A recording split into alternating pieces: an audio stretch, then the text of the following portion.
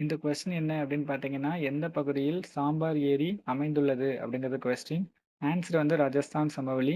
ராஜஸ்தான் சமவெளி ஆரைவழி மலைத்தொடரின் மேற்கே அமைந்துள்ளது. இதோட மொத்த பரப்பளவு அப்படின்னு பார்த்தோம்னா 1.75 லட்சம் சதுர கிலோமீட்டர்.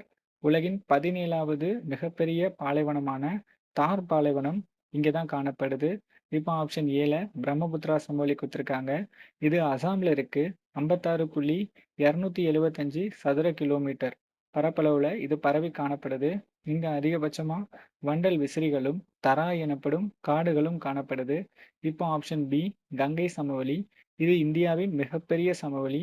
இதுக்கு மேற்கே யமுனை ஆறும் கிழக்கே பங்களாதேஷ் வரைக்கும் பரவி இருக்கு. இது 3.7 லட்சம் சதுர கிலோமீட்டர் பரப்பளவை கொண்டது. இப்போ கடைசியா பஞ்சாப் சமவெளி. இது பஞ்சாப் ஹரியானா சமவெளின்னு சொல்லுவாங்க. இது சட்லஜ், பியாஜ், ராவி ஆற்றுப்படுகைகளால உருவாச்சு. இது மொத்த பரப்பளவு